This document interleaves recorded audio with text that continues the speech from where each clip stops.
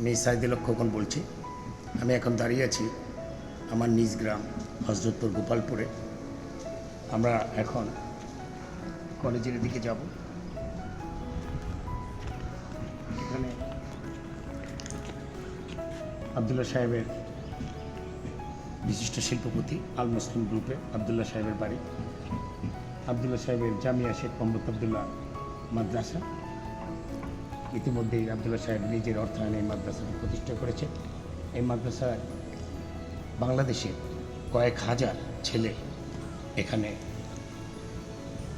লেখাপড়া করছেন। আমরা এখন গোপালপুরে হজরতপুর গোপালপুরে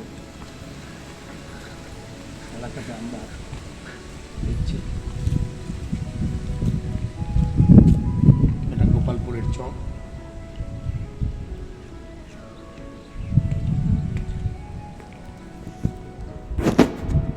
এটা গোপালপুরের চক। আগে ইরিধান বোনা হতো, এখন তেমন একটা ইরিধান বোনা হয় না। এখানে এখন গরুর ঘাসের জমি হিসাবে চাষাবাদ চলছে।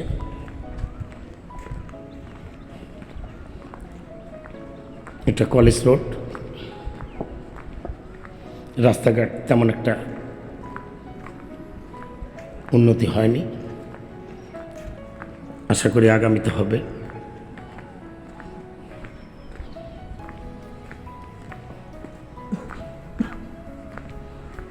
ইট বিছানো, আগামীতে রাস্তাটা পাকা হবে।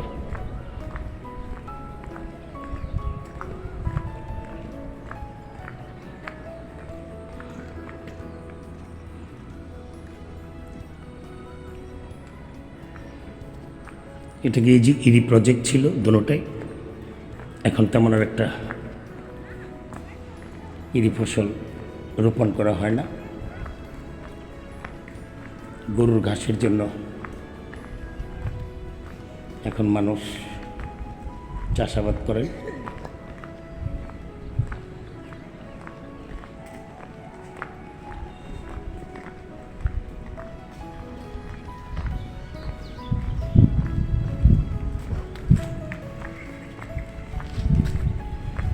নিজস্ব জায়গায় মাঝে মাঝে দু একটা বাড়িঘর এখানে চলে আসছে।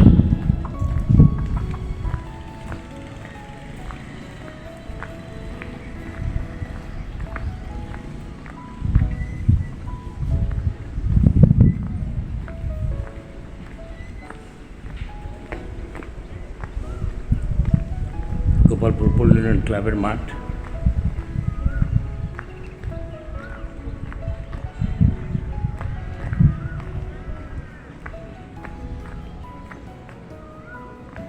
এটা আমাদের এক ভাতিজের বাড়ি, মোবারক হোসেনের।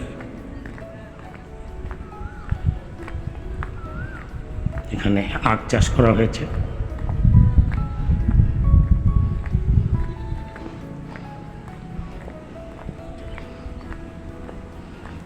বিভিন্ন জাতের কলা গাছের চারা রোপণ করা হয়েছে।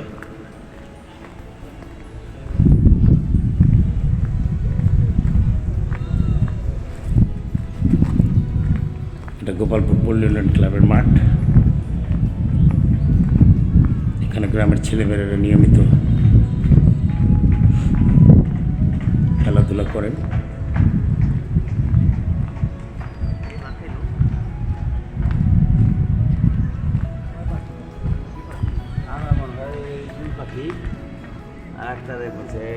মোবারক হোসেন আমার ভাতিজা, সেই কথাবার্তা বলতেছে। গোপালপুর পল্লী উন্নয়ন ক্লাবের মাঠ।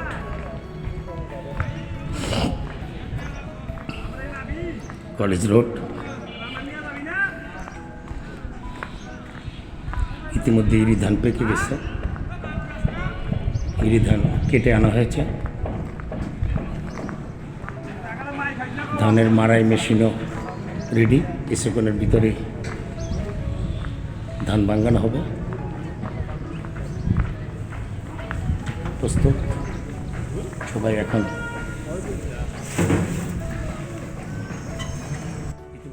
সিস্টেমটা চালু দেওয়া হয়েছে।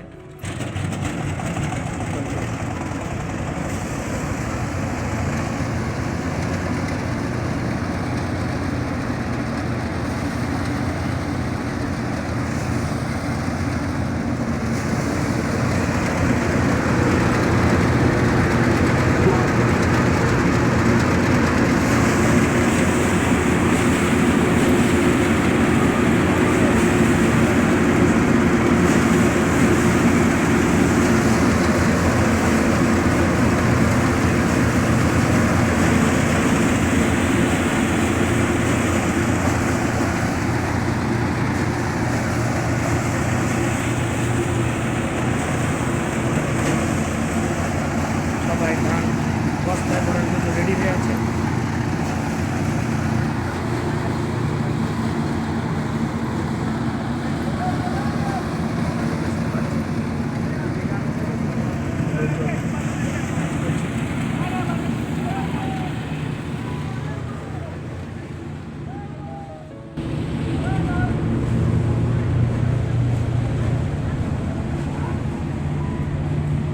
ইতিমধ্যে ঈদগাহের নকশার কাজ মিস্ত্রিরা করছেন, যা দেখা যাচ্ছে।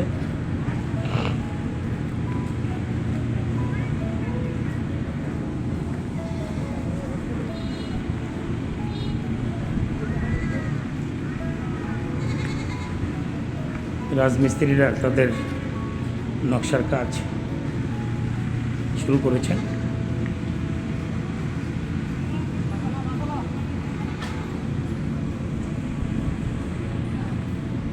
ঈদগার কাজ মোটামুটি মিস্ত্রিরা করছেন। ইতিমধ্যে ওখানে লোকজন বসা আছে, তাই কাজ চলছে, মিস্ত্রিরা কাজ করতেছে।